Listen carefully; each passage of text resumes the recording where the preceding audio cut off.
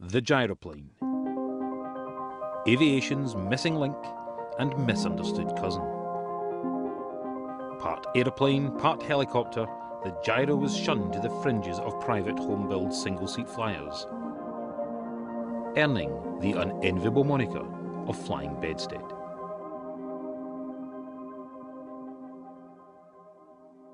How times have changed.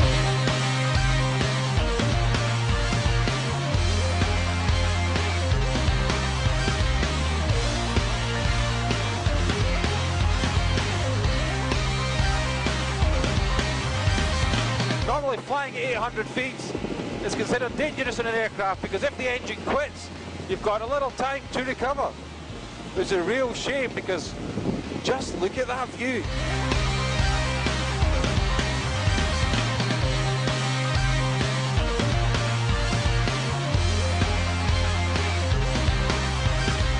Now in a gyro, it's safe here at 800 feet, but it isn't most aircraft at 2,000 feet. Because if the engine quits, well, we just don't care.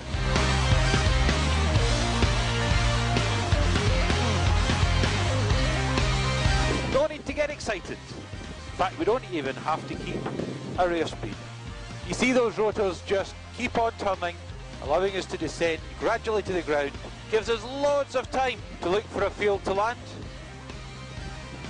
I think I'll choose Archie's ball.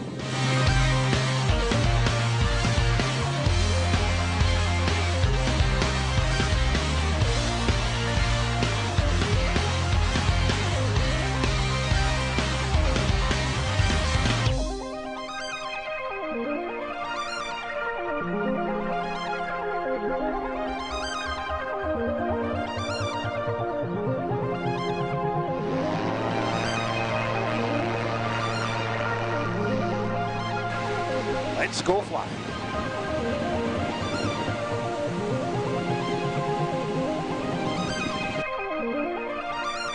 Your gyro is your friend, respect her, and she'll look after you like an angel. But she also knows how to show you a good time.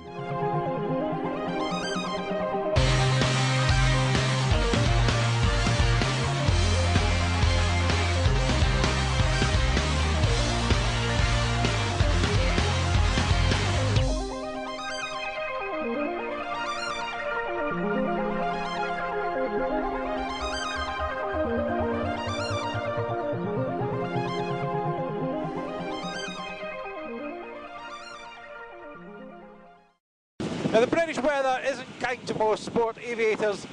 They spend a lot of time sitting on the ground waiting for the right weather conditions. Not so in a gyrocopter. We're currently sitting in wind speeds of about 35 miles an hour, nice thermic day, and there's hardly a bump to be felt. And for observation it's fantastic as we can stay stationary when facing into wind. You see a gyrocopter can't hover, but this is a damn good impersonation.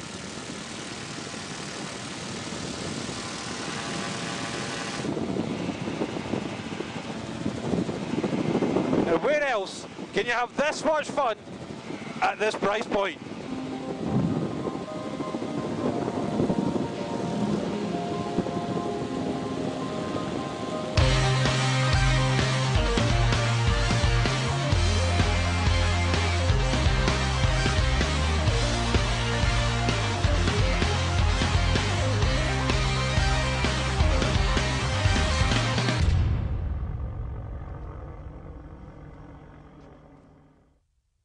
Now the key distinction of a gyro is auto-rotation. The rotors provide the lift without the need of an engine to drive them. Airflow is enough. The engine provides thrust via the propeller. There is no in-flight connection to the rotors. There's no tail rotor. Because the rotors are self-propelling, there's no torque. Despite appearances, the gyro flies more like a fixed-wing aeroplane than a helicopter. She is all things to all aviators. She'll cradle you turbulence-free across the UK's patchwork quilt landscape with all the refinement of the QE2.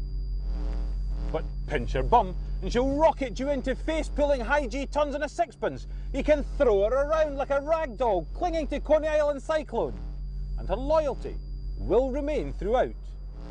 But the big question is, which one do you want?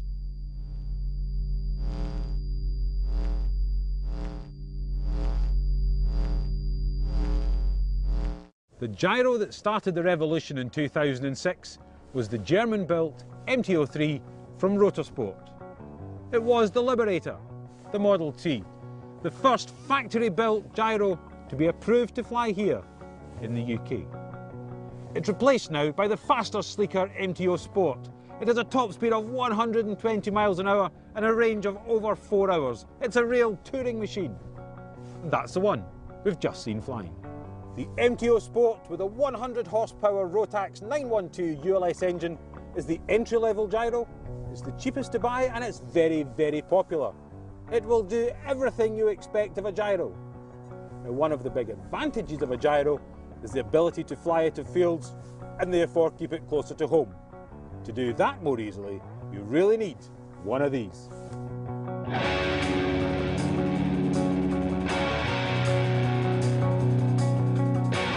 Upgrade the engine to the Rotax 914 Turbo and you can fly out of significantly smaller fields. She'll also keep you nimble when flying in hot temperatures, which is great when touring abroad. But, as with any technological breakthrough, first is a place to start. There'll be competitors, and some of them will be very, very good.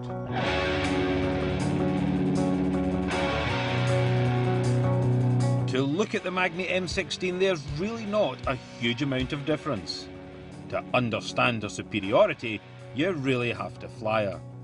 She already has the 914 Turbo as standard, and like all great machines, that she surpasses her environment.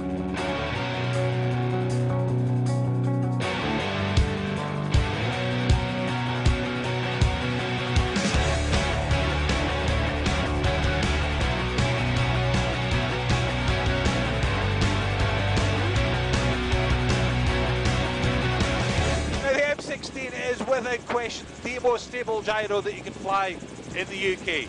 What does that mean? That means that if you take your hands and feet off the controls, it will continue to fly in the direction you were last pointing. Even if you want to turn, move the stick to the side, it will continue in that turn even if you take your hands and feet off the controls. It's much less susceptible to turbulence. The magic carpet feel of the M16 is absolutely solid as a rock, irrespective of the wind. But the ultimate test of the M16 is you've got turbo on full power, your nose is high, your airspeed's bleeding off, it's the worst situation you can be in, and you have an engine failure. If you keep your hands and feet off the controls, the M16 will recover all by itself. If you think all this stability in the M16 means it's boring to fly, you're wrong. This baby loves to party. With her heavier rotors, steadfast trim and sure-handed stick, the M16 is a totally different flying experience. If the MTO Sport is a high-strung wag, then this is surely Jerry Hall's maid in the living room, cook in the kitchen and whore in the bedroom. And yes, you might just want to marry her.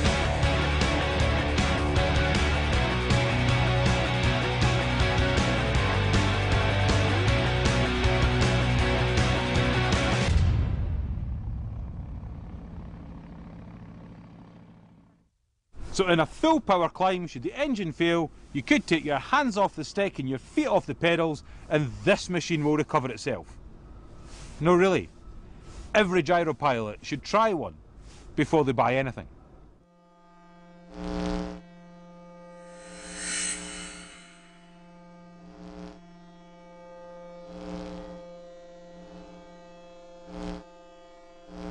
This year we've had yet another gyro revolution with the introduction of factory-built, fully enclosed gyros. Now this changes the game completely. Now we have all the benefits of their open cockpit brothers. The inability to stall, the turbulence-free ride, the short takeoff and landing, and the lack of workload should the engine fail. But in addition, we have all the comfort of enclosed cockpit flying. And we have a heater. With its fold-over canopy and tandem seating, the German-built Rotorsport Calidus picks up where those of us left our dreams of being fast jet pilots.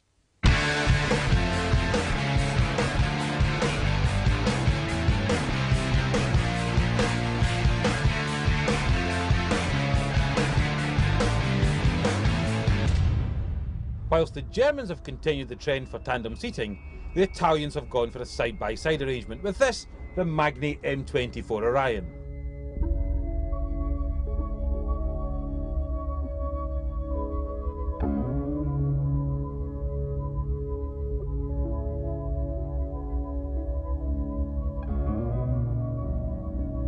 For the passenger, it's up front and personal. The M24 is a truly amazing aircraft. Sitting here in the cruise, you really couldn't tell if you were in a gyro or a light helicopter. The visibility is great, the views are just fantastic. But there are three distinct advantages over this machine and the R-22 helicopter. The first is because this seat, the pilot's seat, is slightly further forward than the passenger seat. We've got a lot more elbow room as we're not sitting shoulder to shoulder. Secondly, unlike the R-22, this machine is trim stable. It has all the stability of its brother, the Magni M16. But the biggest difference, if you have an engine failure in an R-22, you have exactly 1.2 seconds to react. Otherwise your rotors will slow down. In the M24, we just don't care.